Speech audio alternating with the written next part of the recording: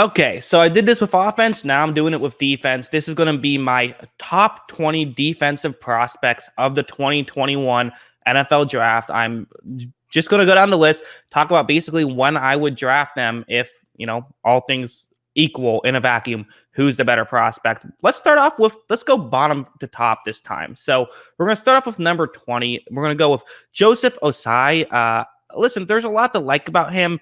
But the reality is he is mostly just a speed rush guy at this point in his career, which doesn't often translate to the NFL. So that's what concerns me. He's a top 20 pick.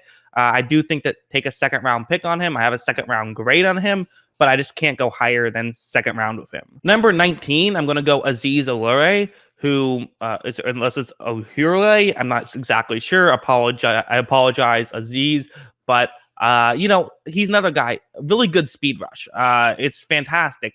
The reality is there's just not much else. And if you look at the busts that have happened, that have been selected in the, first round, second round, a lot of them tend to be guys like him who have fantastic explosiveness, can get past these college tackles. But then once it gets to the NFL, you can't really get past them consistently. And you don't have any other moves, so you're kind of screwed. But there's always that exception that if he does still have enough explosiveness to consistently get by tackles in the NFL, well, then you've hit a home run and you can probably get him with a later pick and, you're in a good spot. So he's 19. There is value there, but still second round grade for me. We then have Jayson Oweh here at number 18. So these are all edge rushers, by the way. So you have 3 straight edge rushers. There's actually going to be a 4th straight edge rusher coming up soon. But he's another guy who he is a speed rusher, which is why these guys are so low. I would say, though, that he's stronger than the other 2 guys I just mentioned. He is a good tackler. One interesting thing is that, his 3-cone drill, which is something that I've made a video on it. I'm not sure if I posted it yet or not. But basically, a lot of people talk about 3-cone drill when talking about edge rushers, just in the sense that if you run the faster 3-cone drill you run, sometimes the better you are. But his is so fast that it's actually an issue, because sometimes when you run it so quickly, that actually gets people to think you're better than you really are, which is if you run under 7, that tends to be the case. He runs a 6.84. So in a weird way, it's actually maybe a disadvantage of how fast he ran it. Not in the sense that hurts him. Obviously, it's fine. But just that I could see him getting drafted before he probably should because of something like that, because that typically happens. But he is a good player. There is value there. And obviously, it's better to have a faster cone drill than a slower cone drill. So it's not an issue, just that don't overvalue that is all I'm saying. Number 17, Joe Tryon. I like him. I think he's a really good player. He's just this big body guy, 6'5", 262 pounds. So really good size. He has a good amount of pass rush moves, although I would say that his technique isn't necessarily perfect.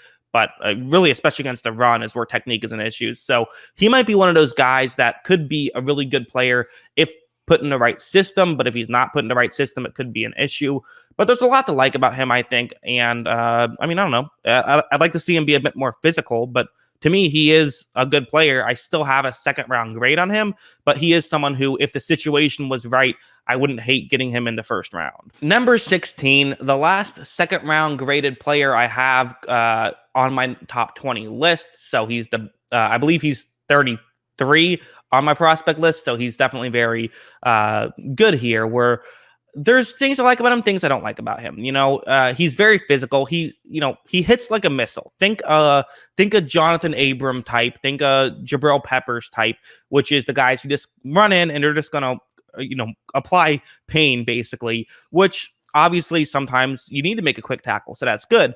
But it does often hurt himself. It can hurt your teammates. It can hurt the opposing players, which isn't nice. You don't want to see opposing players get hurt. So those things always kind of raise a little, are a bit of an issue, because he could end up hurting himself or hurting teammates, which is not great, along with him not being incredible in coverage.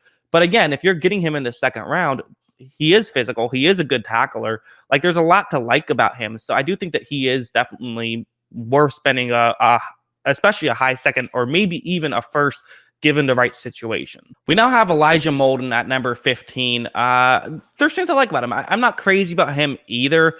I think he is a bit of a lack of explosiveness. I mean, he's runs a 4.51 40. I have him listed as a safety. Some people would have him listed as a cornerback.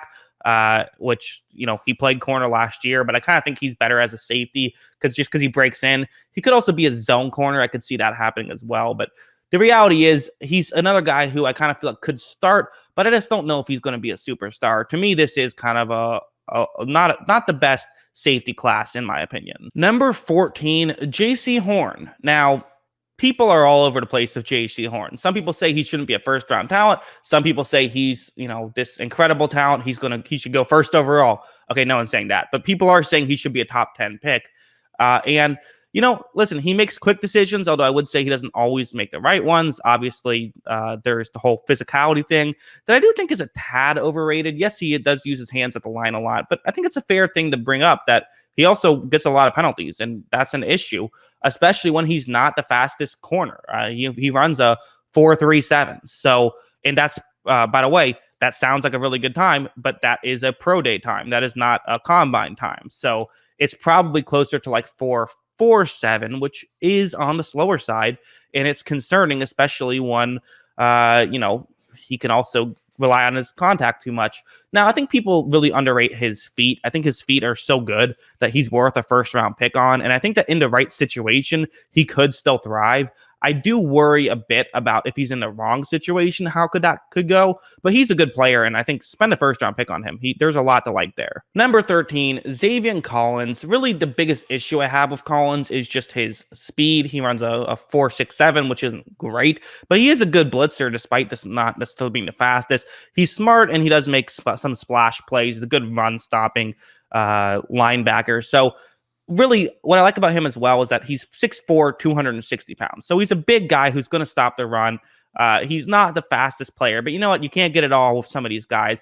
And to me, he is a very good linebacker, not necessarily a great linebacker, but I feel pretty good about him. Number 12, how about Jabril Cox? I like Jabril Cox. I think there's a lot he does really well. I think Jabril Cox is a really underrated player. I mean, the reality is when you can get a good coverage linebacker, that's going to help you. And yeah, he's not the best against the run, but at least he does one thing really well. And the reality is it's a lot more easy to get a good run stopping linebacker than it is to get a good coverage linebacker. So he runs well. He didn't run to 40, but he said his goal was to run under 4.5. And honestly, I buy that. And he is a good tackler. He can just get blocked out of the way. So again, the 6'4", he does remind me of a Zach Cunningham type, which doesn't necessarily mean he's going to be a superstar, but I think he'll be a really good player. So I have him here at 12. Number 11, Jamar Johnson. He's one of the most interesting prospects to me. By the way, I said Elijah Molden was my favorite safety. He's not. I forgot about Jamar Johnson. Johnson is a legit, I think he's a first-round talent. He runs a 4.6 though. So like the speed is an issue, but I just think that he's a high IQ player who just puts himself in the right position. I think he can be a starting safety in this league. I don't know how high his ceiling is, but I do think that he's someone who can play. I have him as my number 1 safety. I think he could be really good. Number 10, Christian Barmore. Some people have him as the number 1 defensive tackle. I do not, but I have him very close to number 2. He's the 2B. Or I have him, he's number 3, but he's 2B, and then there's 2A, which is right above him. There's a lot to like about him as well. I just think that there's a guy who's better. And that guy is here at number 9. It's Tyler Shelvin, who, listen, the reality is mostly what I like about him is that he can move pretty well at 346 pounds. That's what I like about him. Really good first step. It takes 2 guys to block. I mean, when he lines up right in front of a center, you're not going to just leave your center on him. You're going to bring someone else in there. So there is some character concerns. He apparently was up to 375 pounds at one point. He was also apparently disciplined by the team for something. I don't really know what went on there, but maybe some issues there. But in terms of tape, it's hard to find a guy like him. He'll help you stop the run, which is still important in today's NFL. So that's why I would draft him here at 9. Number 8, Kwity Paye.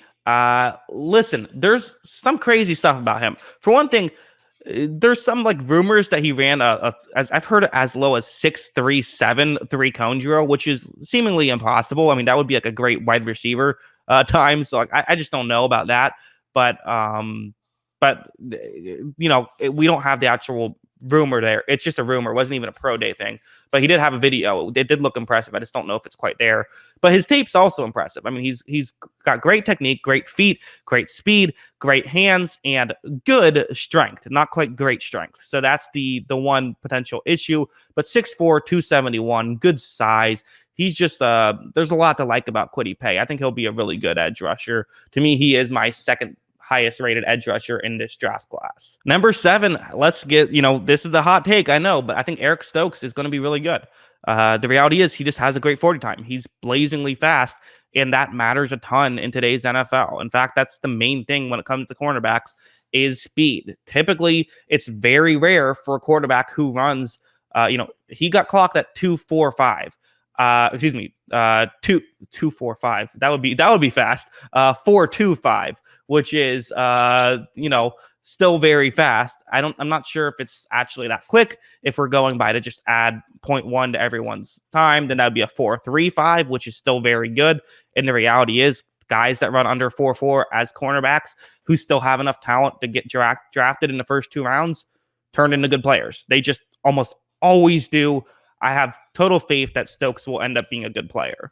As for number 6, Tyson Campbell, really a lot of the same thing. Now, he ran a 4.34, so maybe, that could be a 4.4, which is starting to get into kind of like good range, not great range, but I think it could be a little bit quicker. I do have to say, very explosive. When I watch him on tape, those first 10 steps or so are incredibly explosive. I think he makes good reads, and he has good ball skills, and plus he's just 6'2", 185 pounds, so I like that. He can get beat with footwork, as can Stokes, so I mentioned earlier, but he also can blitz well, which is neat. So I think there's a lot to really like about him. I think he is getting slept on a bit. And again, the speed is really what I like, but especially the speed with the physicality. It's interesting, and I think that people should probably be paying more attention to him. For number 5, how about Caleb Farley? Obviously, if I'm big on speed, I'm going to go with the guy who most mocks are still having in the first round, and he got clocked in at a 4.28. So if that's going to be under 4 probably. So he didn't play in 2020, and he is very raw. I mean, he gets speed on double moves. He definitely is. He's constantly getting turned around. I would also say he doesn't necessarily play like he's 6'2", but at the same time, I do think that you give him the right coach, he could be a superstar in the making. So I'm not necessarily putting him as my number 1 corner because I think that he's definitely going to be the best. I wouldn't be shocked at all if Stokes or Campbell end up being better than him. But I do think that if everyone lives up to their potential in this draft class, he's going to be the best corner. That's just how I feel. So that's why I have him here at 5. I mean, draft him. Take a chance because he'll be really good. Okay, we'll go Jock here at number 4. The only thing that's interesting is that, a little small, 6'1", 216. But actually, if you look at it, really, size is actually not that big of a deal if you are a little bit smaller or a little bit bigger. Weirdly, with linebackers, the worst size to be is kind of somewhat big, somewhat small, which is funny. That's not what I would have expected, but I guess it does make sense because if you're smaller, you can be a good coverage linebacker, and if you're bigger, you can be a good run-stopping linebacker, and it's rare for someone to be great at both. Usually, you can be great at one and fine at the other, and so I think that's kind of what it comes down to. But, he's a really good player. There's a lot to like about him. I guess my one concern about him is basically that he has some moves that just aren't going to work in the NFL. Like, he's playing man coverage against like wide receivers, and he's, giving up separation, but then has the long arms to reach over and knock the ball away, which that's just not going to work in the NFL. But obviously he won't be put in that situation in the NFL either. So that's kind of why I'm not really concerned about it.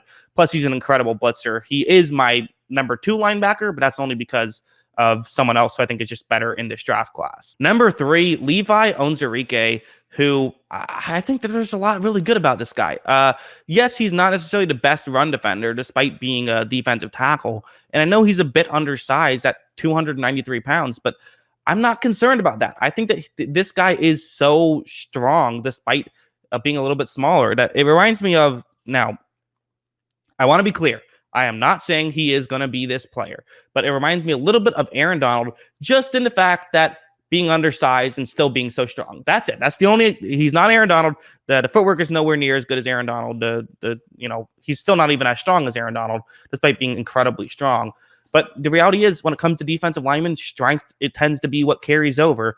he's got that strength. So he's number 3 here. Number 2, how about Jaelan Phillips? The reality is, I've said this before, no one has any criticism of his tape or of what he can do. The only criticisms or only worries people have is of injury history. And the reality is, yeah, concussions are scary, so it's a little bit different. But typically when people are talking about, I'm not sure about drafting this guy because of injury history, they almost always regret it when they don't pick him. So Jaelan Phillips, he's 6'5", 266, and he's big, he's strong, he's physical, he has technique, good 3-cone drill, 7-0-1, which is like perfectly what you want. So, it's not so fast that he's going to get extra attention from it, but it's still really good. So there you go. There's really nothing to dislike about him. He's probably going to be the best edge rusher in the class. He could be number 1. I mean, maybe I probably should have put him number 1 now that I think about it, because edge is so important. But I do really like who I put at number 1 also. Number 1, Micah Parsons. I think Parsons is great. I think he's really good. I know people are talking about Jock, saying that maybe he's better. He's really good too. But I just think Parsons he's incredible. He can stop the run with the best of them. Despite the fact that he's big, he's 6'3", 245. He is just so fast. He runs a sub 4.4 40-yard dash. It's, again, pro day times, but still very, very good. He reminds me of a Devin White type of just the way he can blitz is just so incredible. He gets those splash plays, and I think he looks fine in coverage. People keep saying that he's like some awful player in coverage. I don't see that. He's a little bit raw, but so are most, rookie linebackers. I think you're kidding yourself if you think any linebacker is going to come in and be like a great coverage linebacker immediately, except for maybe Jabril Cox. I think he's the only guy who might end up being like a good coverage linebacker as a rookie. Everyone else is going to have some growing to do.